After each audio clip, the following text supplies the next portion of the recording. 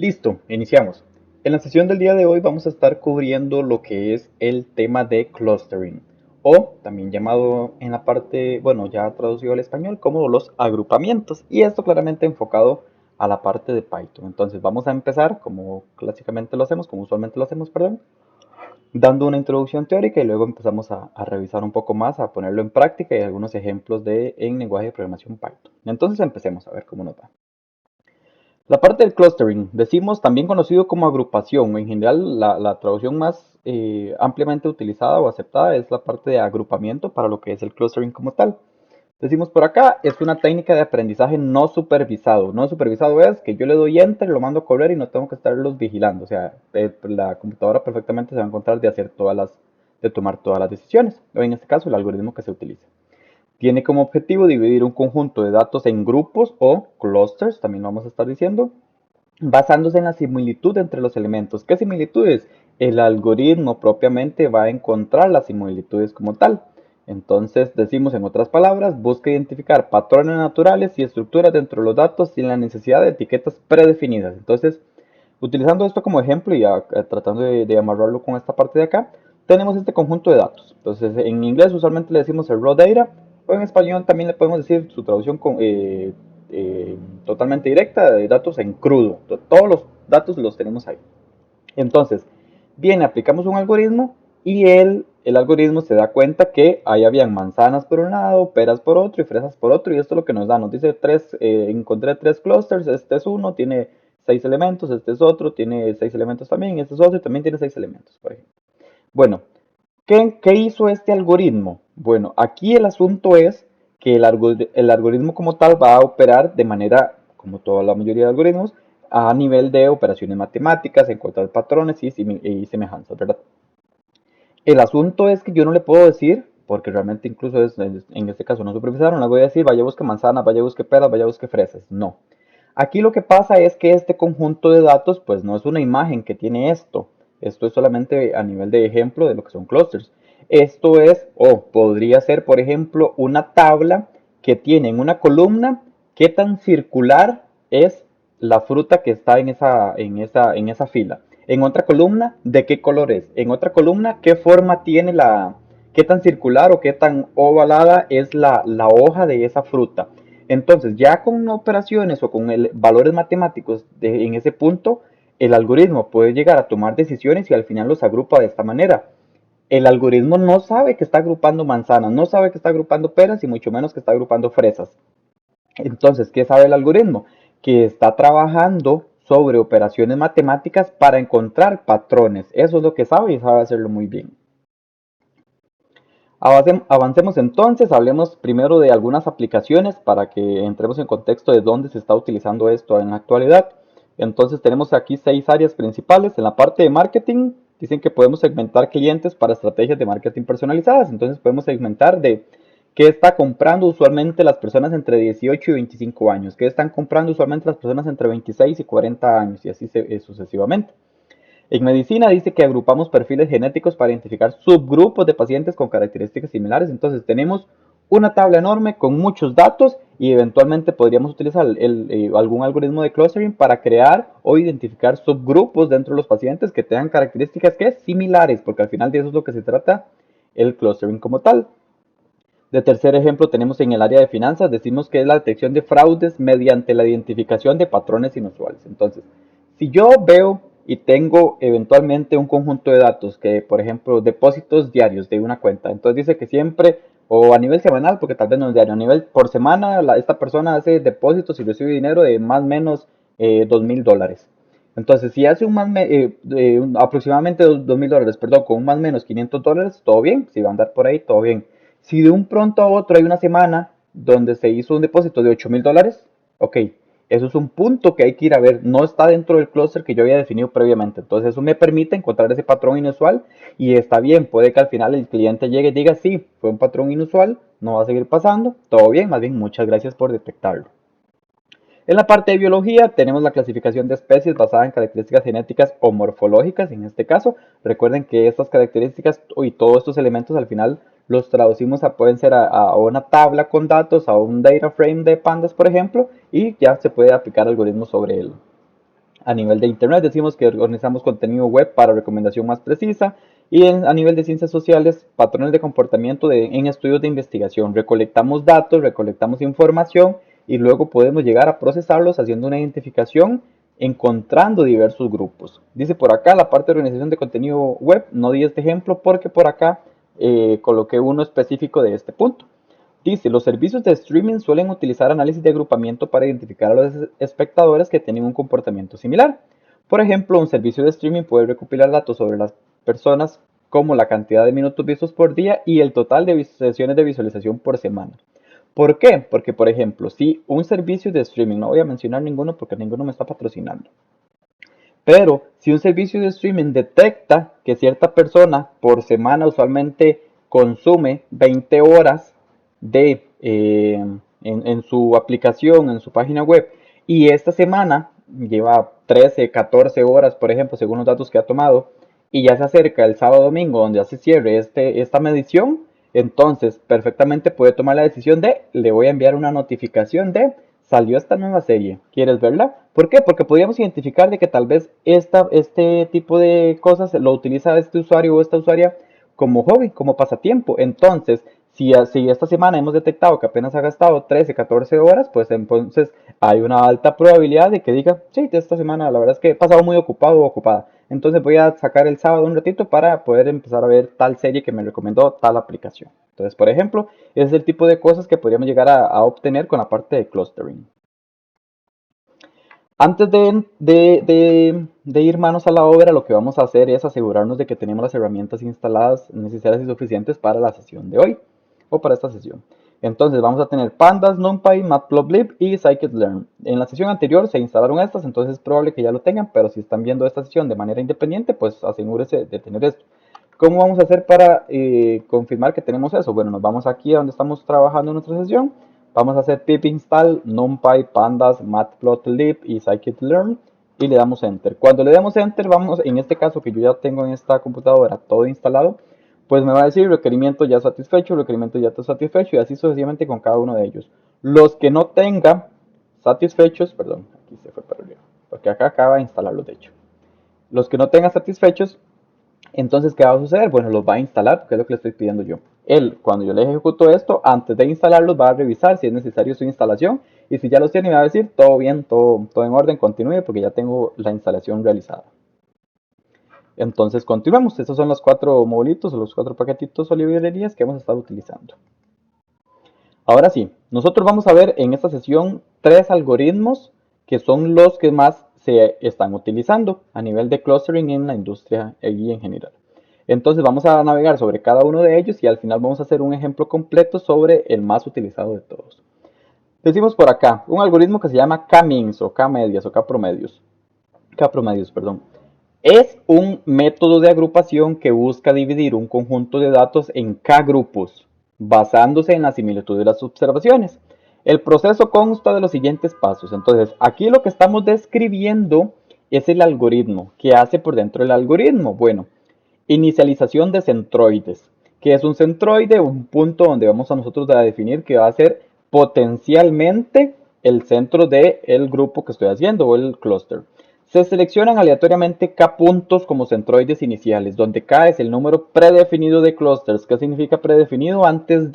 Definido antes de qué? De empezar este proceso. Entonces, en el algoritmo K-means, yo previamente tengo que saber en cuántos grupos quiero que al final se haga esa división. Yo tengo que definirlo como usuario antes de decirle el algoritmo K-means ejecútese. Segundo paso, asignación de puntos a clusters. Entonces, ¿qué decimos? Cada punto de datos se asigna al clúster cuyo centroide está más cercano a él. Entonces, es básicamente en una distancia, en este caso, si estamos trabajando en 2D, una distancia euclidiana tal cual.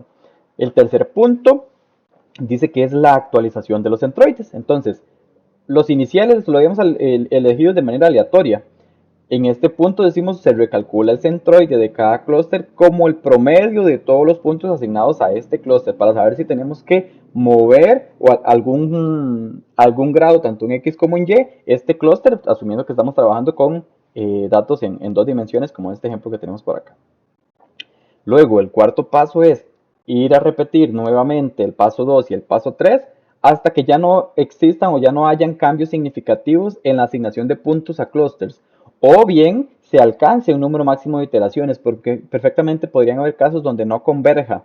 Es decir, en cada iteración siempre hay algún cambio, pequeñito, pero siempre hay algún cambio. Entonces lo que hacemos es definir un número máximo de iteraciones para que no se quede ahí en el infinito haciendo iteraciones. Resultado final entonces, como quinto punto, obtenemos K-clusters con centroides representativos. Entonces, inicialmente teníamos esto. Nosotros predefinimos que queríamos que estos datos no etiquetados se hicieran o se creara un subgrupo de tres, se crearan tres subgrupos. Entonces, después de aplicar el algoritmo de K-means, obtenemos esto que tenemos acá, donde estas X's que tenemos por acá representan los centroides de cada subgrupo.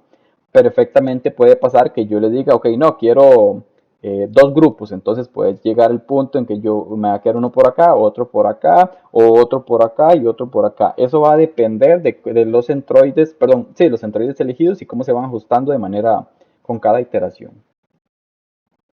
Ahora bien, eso es cómo lo interpretamos. Ahora, ¿cómo ponemos en práctica esto que acabamos de aprender, pero ya a nivel programado y a nivel de Python? Bueno, en general estos algoritmos, la implementación como tal no es compleja, tampoco su interpretación, pero si queremos hacer una comparación entre ejecutarlo y entender el algoritmo, yo le pondría un poquito más de complejidad a lo que es entender el algoritmo, porque entendiendo el algoritmo, pues básicamente del lado de Python va a ser una línea a utilizarlo.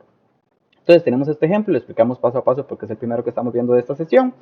Importamos las librerías que necesitamos, en este caso K-means para utilizarlo, NumPy para procesamiento de datos, o la librería numérica, y Matplotlib para hacer grafiquitos. Entonces, primero vamos a generar datos aleatorios con una semilla de 42. Si queremos tener datos distintos en cada corrida, pues simplemente venimos y cambiamos la semilla que estamos utilizando en este punto, este 42, por algún otro número que ustedes deseen. Luego generamos los datos que tenemos. Estamos aquí generando valores de 0 a 10, 100 datos en este caso. Y luego, ¿qué tenemos acá? Configuramos los subgráficos. Entonces vamos a configurar subgráficos porque la idea es ver en un lado la gráfica con los puntos y en el otro los agrupamientos que está haciendo.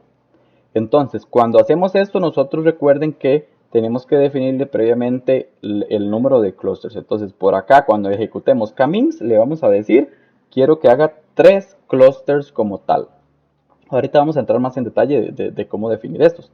Pero por ahora, pues digamos que queríamos nosotros 3 clusters, configuramos acá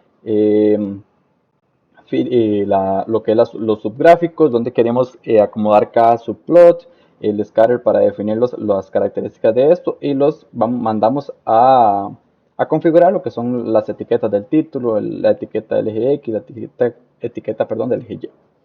Hacemos un K-means igual a K-means. Recuerden que aquí tenemos ya una clase que recibe como parámetro en su inicializador o constructor lo que es el número de cluster igual a 3, este parámetro. Hacemos el punto fit para ajustarlo. Luego definimos lo que ya van a ser como ya obtuvimos esto de acá, ya lo mandamos a procesar y ahora sí, este atributo que se llama labels y que se llama cluster centers ya están definidos, entonces los asignamos a estas variables para utilizarlos en lo que es el segundo gráfico que vamos a estar utilizando, porque el segundo gráfico es donde ya hacemos esa agrupación. Basado en esa agrupación, entonces obtenemos la configuración del gráfico, sus configuraciones a nivel de gráfico propiamente, valga la redundancia, y lo mostramos. Cuando mostramos, encontramos esto. Entonces, ¿por qué aquí estoy mostrando ambos gráficos? Principalmente para que veamos que cuando tenemos los datos en crudo, es un poco complejo poder definir la agrupación necesaria. Entonces, aquí los tenemos y vean que no era muy intuitivo poder definir esto. Es más, a este punto ni siquiera es intuitivo. Como queremos utilizar K-means, nosotros previamente le tenemos que decir cuántos clusters queremos. Aquí en esto ni siquiera es muy intuitivo, por ejemplo, poder decir sí que yo necesitaba 3 clusters o 2 clusters o 25 clusters. En este punto no lo era. Aquí ya es estos mismos puntos, pero ahora ya coloreados para identificar los 3 clusters que yo le pedí. Entonces, esto es un clúster, los que están en azul, esto es otro clúster, perdón, los que están en rojo, y este es otro clúster, los que están en verde en este caso. Ahora bien, estábamos hablando del número de clusters y hicimos un gran acto de fe y estábamos diciendo, 3, ese es mi número mágico y listo. Bueno, ese número no es tan mágico. Ese número en realidad hay maneras de poder definir si estamos definiéndolo, valga la redundancia, de una manera correcta o no. Tenemos un par de métodos. El primer de estos métodos que vamos a estar cubriendo se llama el método del codo. Este método del codo lo que hace es, tiene dos pasos. Grafica la varianza explicada en función de k y lo que hace es buscar el codo de la curva. O sea, por eso es que se llama de esta manera. Decimos por acá que después de graficamos lo que hacemos es buscar el punto en el que la inercia, esta de acá, ven que aquí estamos graficando la inercia, deja de disminuir rápidamente formando un codo en la gráfica. Ese valor de k es una buena elección. Entonces estos son los métodos que se utilizan. Entonces, ¿qué vamos a hacer para este punto? Bueno, incluso para lo que es elegir el número de clúster, podemos llegar a hacer una grafiquita o a nivel programático poder definir cuál es ese número. Entonces, el ejemplito que tenemos por acá, definimos los datos aleatorios. Y ahora acá lo que hacemos es generar este punto, este elemento con lo que son las inercias, pero lo que hacemos es, hacemos el, el fit con K-Minx y vamos a ir sacándole la inercia a cada uno de estos para saber en qué punto estamos encontrando eso, que deja de disminuir rápidamente. Entonces, cuando hacemos esto, veamos aquí, lo único que hice fue aquí, estamos haciendo una iteración de 1 a 11 en este caso, entonces va a llegar hasta 10 en este punto de acá. Y cuando lo graficamos, obtenemos esta gráfica de acá. ¿Qué nos dice esta gráfica? Que ok, esto todavía aquí viene disminuyendo bruscamente, pero por aquí ya dejó de disminuir tan brusco. Entonces, entre hacer 4 o hacer 5 clusters, no me aporta tanto. Entonces podría quedarme con 4, por ejemplo. O incluso ustedes pueden llegar y decir, no, es que entre 3 y 4 no, ya no es tanto lo que estoy ganando a nivel de inercia de su disminución. Entonces me puedo quedar con 3. Ese criterio lo pueden tomar, pero ya ahora es un criterio más informado porque tenemos ya lo que es la estructura o bien una gráfica que nos está ayudando a tomar esa decisión. El otro método que se utiliza también en la parte para elegir el número de clusters que vamos a utilizar en K-Means se llama el método de la silueta. Este tiene dos puntos, dos pasos. Dice evaluar la coherencia de los clusters formados para diferentes valores de K.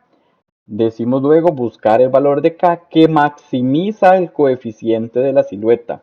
Valores cercanos a 1 indican clústeres bien definidos. Entonces procedemos a ver el ejemplo. ¿Qué tenemos de ejemplo? Bueno, incluimos acá, vean que aquí a diferente de los anteriores, ahora sí incluimos este silueta score porque es el que nos va a decir ese valorcito que queremos. Generamos valores aleatorios, luego vamos a hacer lo mismo que el anterior a nivel de K-Means, si hacemos el fit, pero ahora vamos a estar obteniendo lo que es el silhouette score, le pasamos este y le pasamos los labels que habíamos obtenido de este de acá cuando hicimos kfit, perdón, Cummings.fit, pues ya esta variable, este atributo de este objeto ya estaba cargado, entonces se puede utilizar.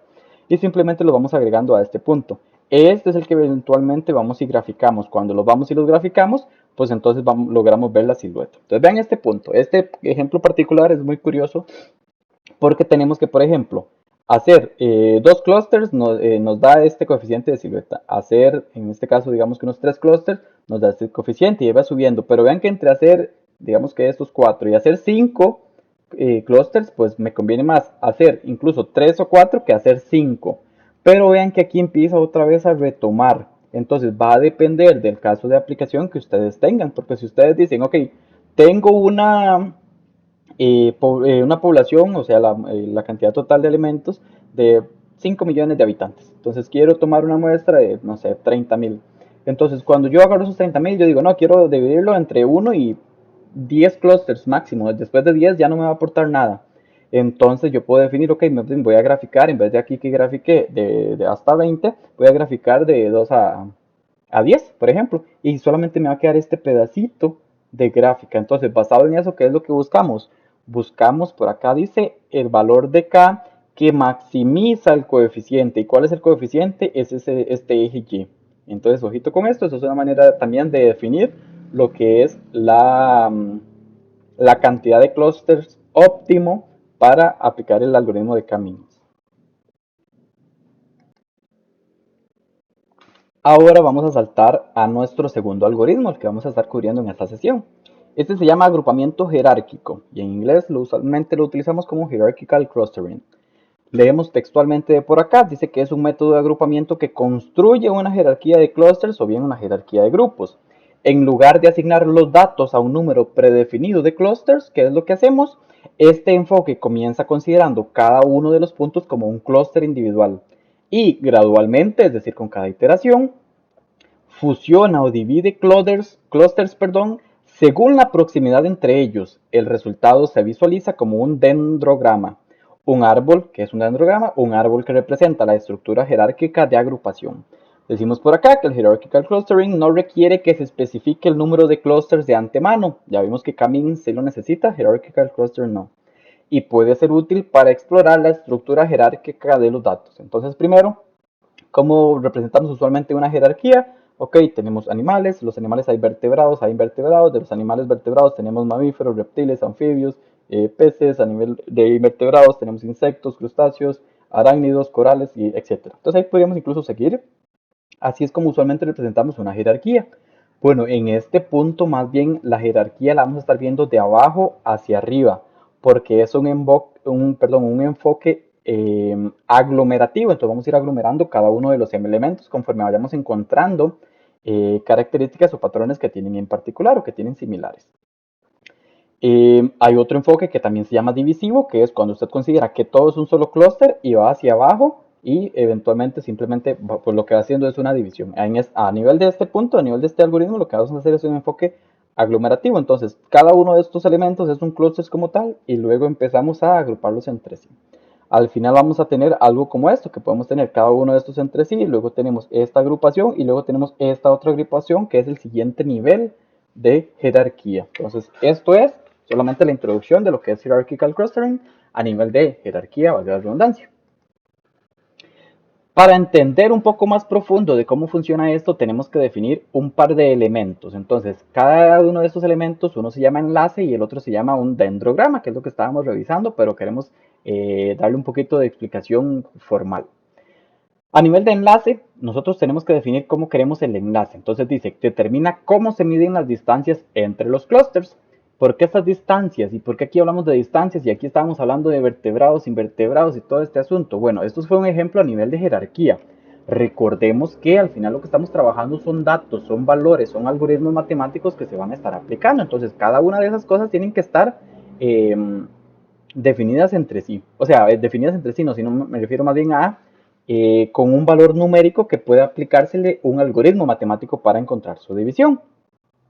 Dice que entonces, otra vez volviendo ya a esto, el enlace determina cómo se miden las distancias entre clústeres y hay varios métodos comunes, como el enlace completo, el simple y el promedio. ¿Qué es el completo? Distancia entre clústeres basados en los puntos más alejados entre sí. Entonces, toman en cuenta los puntos más alejados entre sí de todo el clúster que hayamos definido. Luego, el simple es distancia entre clústeres basados ahora en los puntos más cercanos. Tenemos el clúster todo completo y ven dos puntos aquí. Ok, esa va a ser nuestro enlace simple, por ejemplo. Luego decimos el enlace promedio es la distancia entre clústeres basada en el promedio de todas las distancias entre puntos. Entonces tengo ahí una arañita con todas las distancias entre puntos, obtengo ese promedio para obtener lo que es este enlace promedio.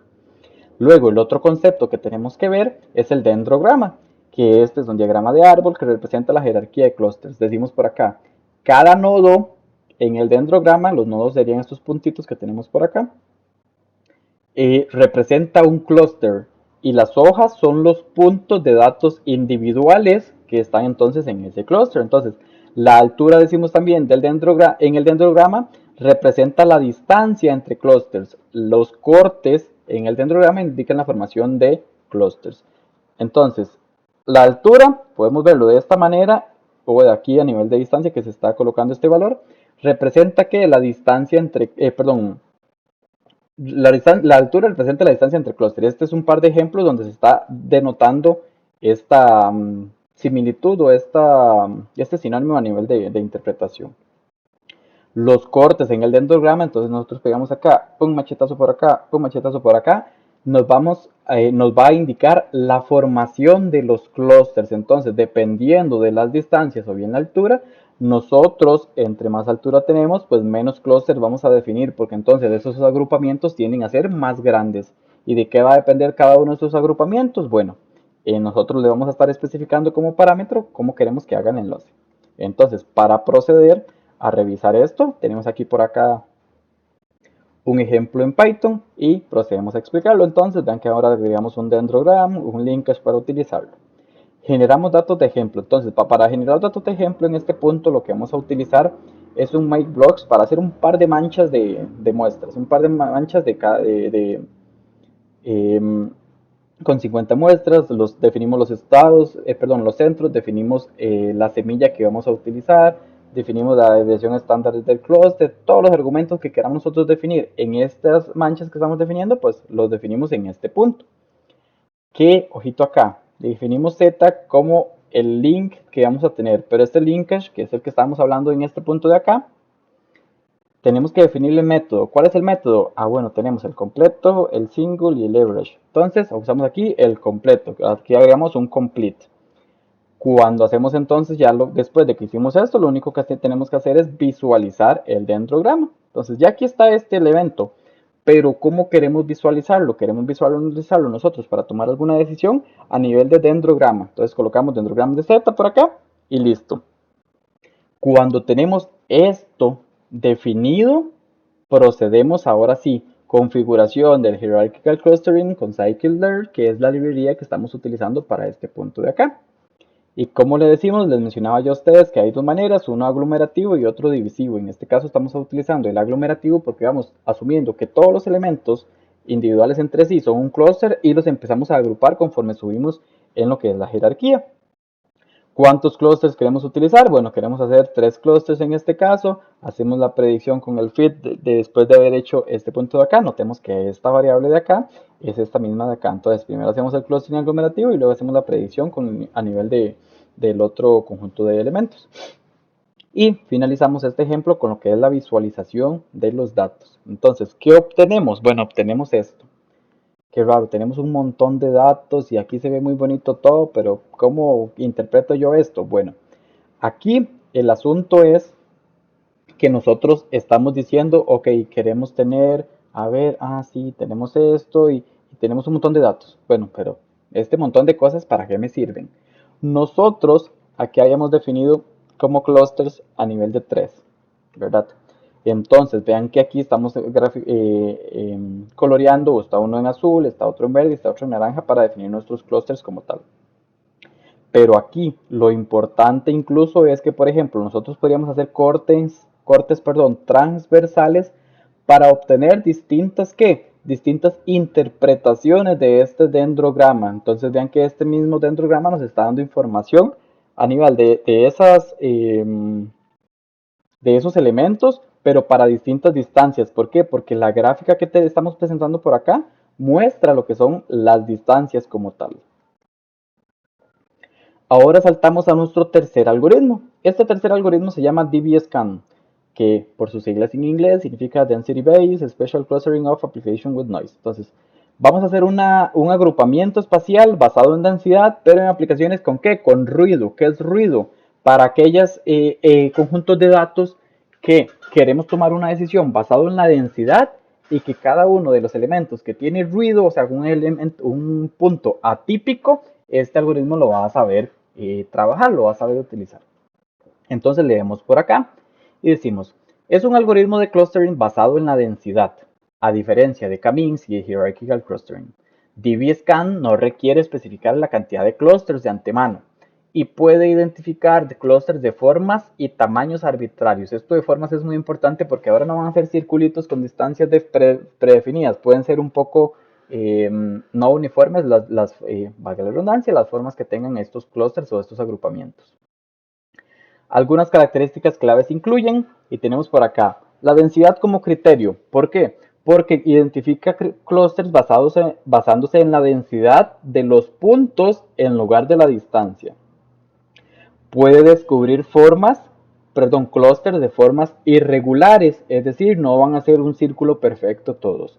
Y, lo que estábamos mencionando anteriormente, puede manejar puntos de ruido de una manera muy ágil. tres tipos de puntos que vamos a estar definiendo cuando estemos utilizando el DB-Scan. Van a ser los core points o los puntos de núcleo, los border points o los puntos de borde y los noise points o puntos de ruido. Cada uno de estos, ¿qué significa? Bueno, los core points son puntos con al menos un número mínimo de puntos en su vecindario. Entonces esos van a ser los que denominamos puntos núcleo. Los puntos de borde dice que puntos que tienen menos vecinos que el número mínimo, pero están dentro del vecindario de un core point. Entonces no es lo suficientemente robusto para poder catalogarse como un core point, pero sigue estando dentro de la jerarquía de estos de acá. Y si no es ni este, ¿a dónde va a caer? Bueno, en los noise points o puntos de ruido, que son puntos que no son core ni border points en este caso.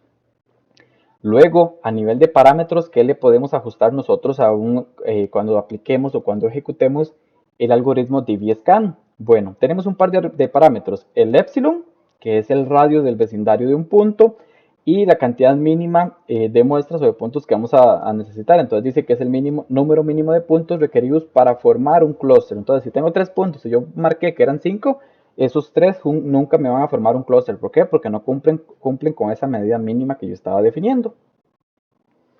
Acá como ejemplo, lo que estamos agregando es un par de lunas. Entonces, scikit-learn, que es la librería en este caso para ciencia de datos que estamos utilizando, tiene un submódulo que se llama conjunto de datos o bien dataset, y hay una funcioncita por ahí o un pequeño módulo que se llama makeMoons, hacer lunas. Entonces, ¿para qué lo podemos utilizar? Para generar datos de ejemplo en forma de lunas, básicamente.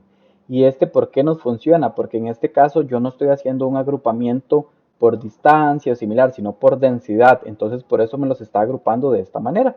Pero antes de llegar a este punto, revisemos cómo lo hicimos. Entonces, en este caso es muy sencillo. Utilizamos DB-Scan, le pasamos los parámetros, que queremos un epsilon de 0.3, que era el epsilon, que ya hemos definido por acá, el radio del vecindario alrededor de un punto.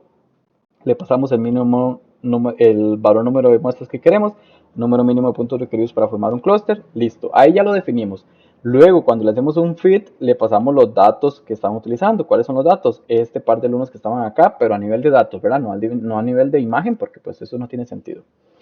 Para visualizar los datos, pues colocamos esta parte de acá, y cuando los visualizamos vemos esto de acá.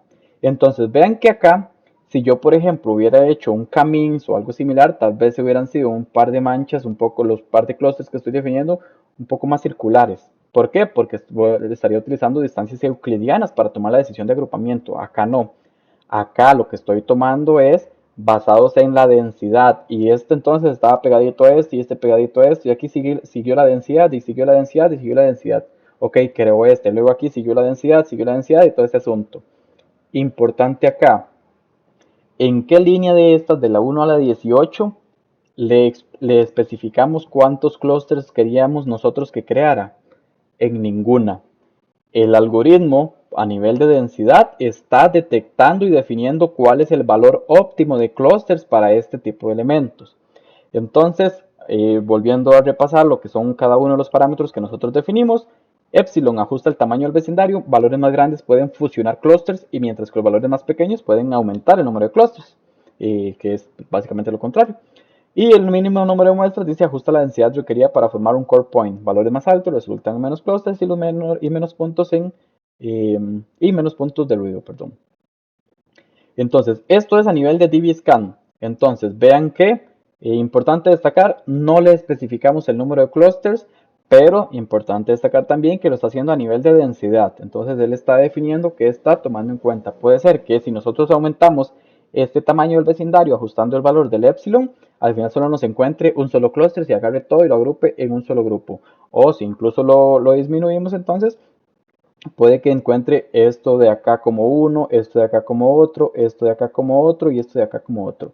¿De qué va a depender? De lo que está el algoritmo haciendo por dentro. Entonces, ¿cuál es la manera de darnos cuenta? Bueno, gráficamente no es una manera de agrupar elementos. Lo que vamos a hacer es cambiar los parámetros y ejecutarlo para ver qué es lo que obtenemos, ¿verdad? Ahora vamos a proceder con un ejemplo completo de la utilización de Camins, que es el algoritmo de clustering más utilizado. Entonces procedamos con el ejemplo. ¿Cuál es el objetivo de este ejemplo que tenemos por acá? Dice identificar segmentos de clientes en un centro comercial, utilizando características como el gasto promedio, frecuencia de visita y tiempo medio de permanencia. Ojito por acá, cuando vamos a hacer el procesamiento de datos ya tenemos estos datos en un valor numérico. ¿Por qué? Porque el algoritmo va a trabajar, va a procesar estos datos como un valor numérico. En este caso tenemos tres columnas que pertenecen al mismo ejemplo, que es el gasto promedio en esta columna, la frecuencia de visita en esta otra columna que aparece por acá en azul y el tiempo medio de permanencia que es esta acá que aparece a la derecha. Es como un amarillo, pero más fácil decir que es a la derecha, esta a la izquierda y este el azul o la central. Paso 1 que vamos a realizar, bueno, preparación de datos. Cuando vamos a trabajar con datos, primero tenemos que entender qué es el conjunto de datos. Nunca tenemos que aplicar algún algoritmo solamente a ver qué encontramos. Vamos a empezar a tirar a ver qué hay. Bueno, en este caso lo recomendado es entender el conjunto de datos que se tiene. Dice paso 1, preparación de datos. Se carga el conjunto de datos que contiene información sobre clientes como gasto promedio, frecuencia de visita y tiempo medio de permanencia. Entonces, primero, ¿qué hacemos? Importamos lo que son las librerías necesarias y luego, asumiendo que tenemos este conjunto de datos, el anterior, en un archivo que se llama data.csv, lo hacemos con un read CSV de pandas que teníamos por aquí importada y listo. Ahora la variable data tiene este conjunto de datos que se llama .csv utilizando la librería pandas. El paso número 2 que vamos a estar realizando es la exploración y el preprocesamiento de datos. Decimos por acá, se exploran y preprocesan los datos según sea necesario. Manejar valores nulos, escalar características, por ejemplo. Entonces, si en este caso aquí encontramos alguno que diga un null, not a number o algo similar, tenemos que hacer un preprocesamiento porque la idea es que cuando llega al algoritmo, este ya llegue con los datos limpios para que no tenga problemas de ejecución.